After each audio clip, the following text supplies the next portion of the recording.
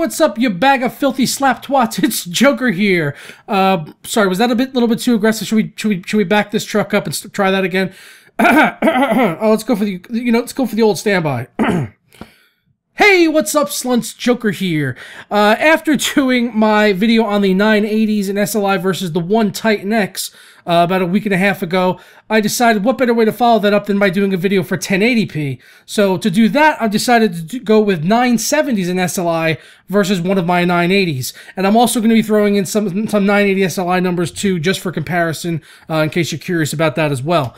But the real basis of this is I kind of wanted to ask the question, if you're looking to do 1080p gaming, what is the best setup that you would want to go for that, for the foreseeable future, for games like GTA 5 and The Witcher 3 and Star Wars Battlefront that's coming out later this year, and all those other great looking games that are coming out, and all the Unreal Engine 4 games we're going to be seeing, which are probably going to have some decent video memory requirements, and they're going to be definitely taxing to run, as those games running on the engine that they have right now, and the tech demo is just like absolutely fucking jaw-dropping.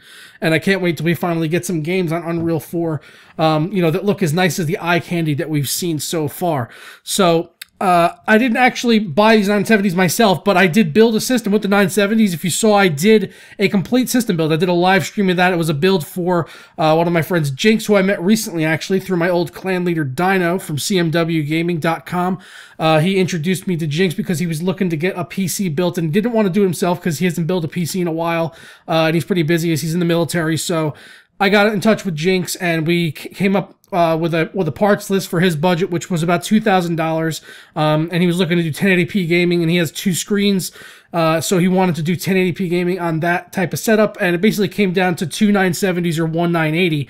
As 2 970s, they're around $330. The ones we got, we went with the EVGA super clocked 970s. Those were just around $330 each, so that came to a total of $660 plus tax and shipping afterwards. And 1 980 would have been about $550. If you would have gone with a reference design, it would have been up around $610. Those cost a little bit more. Trust me, I know, because I just bought 2 of them, and it came up to around $1,300 after taxes and shipping, and before it was all said and done.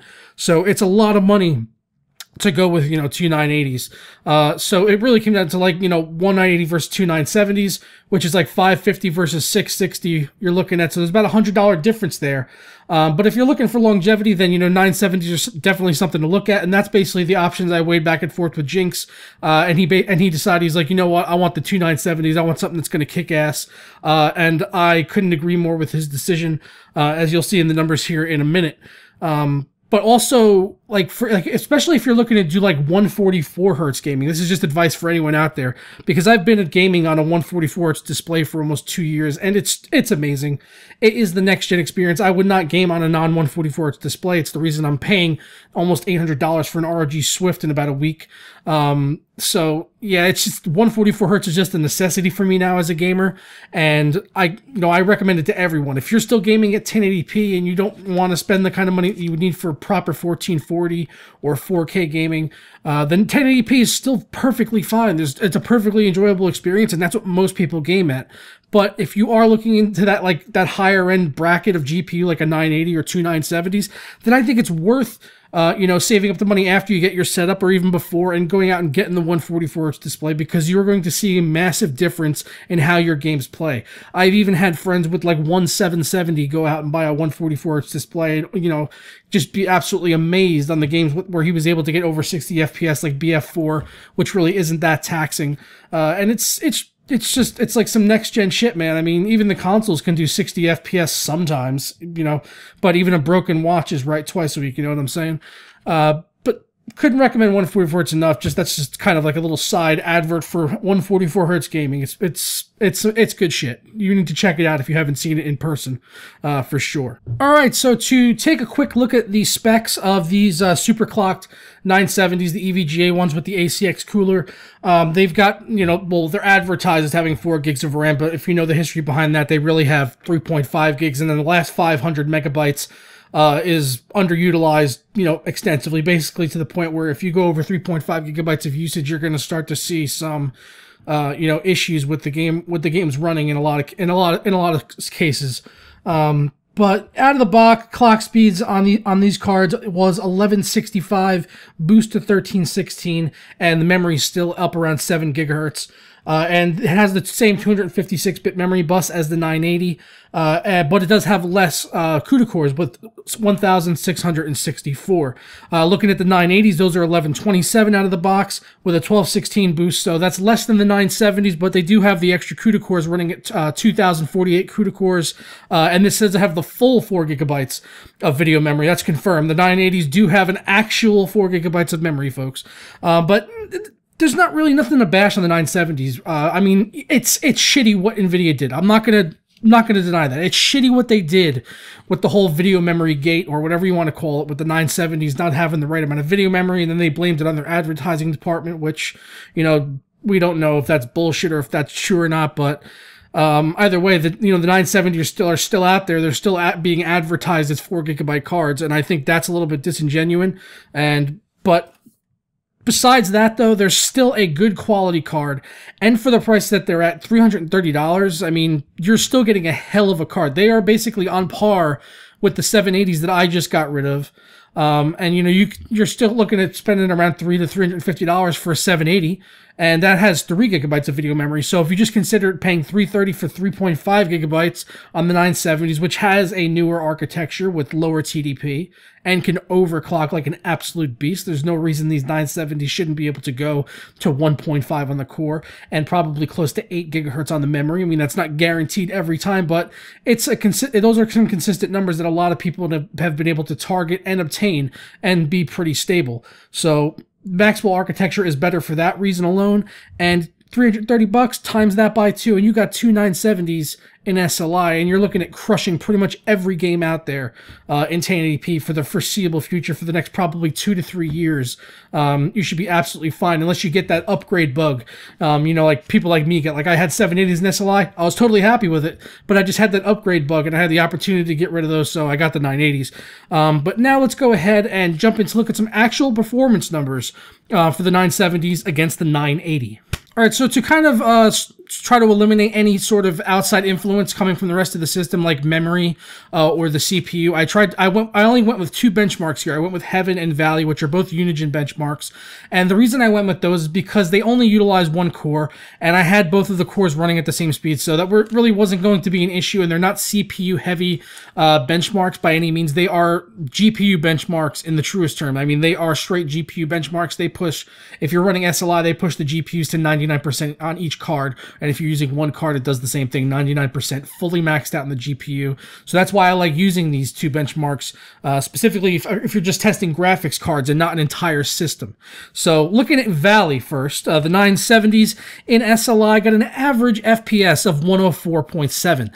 That's absolutely stunning. That's on par with what I was getting with my 780s before I got rid of those. I was getting like around 105 average on that particular benchmark on Valley at 1080p fully maxed out. So 970s or 780s are pretty much right about the same thing, but the 970s would be better in, you know, certain gaming situations where you are going over that 3 gigabytes of video memory, which I did notice hitting a few times in some games like Shadow of Mordor, Wolfenstein: The New Order, Watch Dogs, for example. Those games all went over 3 gigabytes of video memory for me at 1080p.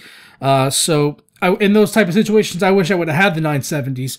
But I wouldn't say, if you have 780s, I wouldn't go out and buy 970s. Just keep your cards, unless, I don't know, unless you're me. But then get 980s then, if that's the case. Otherwise, you're not going to see much of a performance increase.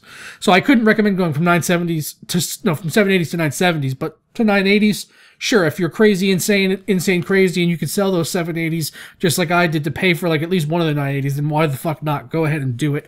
Have fun. I'm not going to stop you.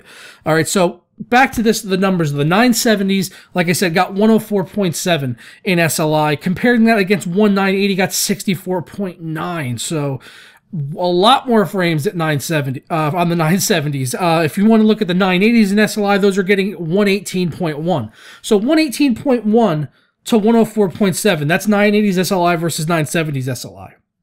So roughly 14 frames more on 2 980s, which cost close to double what 2 970s cost. So I don't really think that performance is necessarily justifiable there. So if you're doing 1080p gaming, there's really no reason for you to have two 980s. It is complete overkill for you to have two 980s. I've been running it on this system with my 1080p screen, and I can see that it's overkill, and that's part of the reason I'm going to 1440, because it absolutely annihilates anything at 1080p, and it's just unnecessary to have two 980s. So, based on these numbers here, I would definitely go for two 970s in SLI versus one 980 any day of the week. Looking at Heaven, the case is pretty much identical here, with the two 970s getting 105.2 average versus 980s in SLI got 123.1. So about, what's that, a 18-point difference there. Not that much. You're looking at about maybe a 10% difference. I'm guessing off the top of my head. I'm probably wrong. Correct me down below if I am. But you're paying almost double for like a 10% performance increase in the 980s. So once again, for 1080p 970s, definitely the better choice there for price to performance. 105.2 compared to 1980, which was 66.6. So completely crushing a single 980. So so many people have been asking me this in the comments, and that's why I really wanted to do this. I know it's not necessarily fair, to put two cards against one card. A lot of people, disagree with that, but for this particular price point, you're really comparing price to price. And so many people have come to me and said, Joker, what should I get? Should I get two 970s or should I get one 980? And for 1080p gaming, I will say this over and over again, I will recommend the two 970s every time, because you're going to just have that assurance that in the future your games are going to run kick-ass no matter what the fuck they are for a good long while. You're just going to be absolutely sorted. And if you've got this $600 to $700 budget, then go for the 970s, I beg you. But that's going to wrap it up for this video, guys. If you have any questions, as always, please feel free to answer them down below, as long as it's not, can my system run this game and what frame rate will I get, because I just don't answer those questions, because otherwise I'd be sitting there answering them all day, because that's probably like half of my comments. But if you have any actual, other questions, that I feel like, I can answer, I'll try to do that as often as I can. And if you want to keep up to date with what I'm doing or help contribute to future videos, you can always follow me on social media with Facebook and Twitter at Joker Slunt. I'll catch you guys next time. Ta-ra!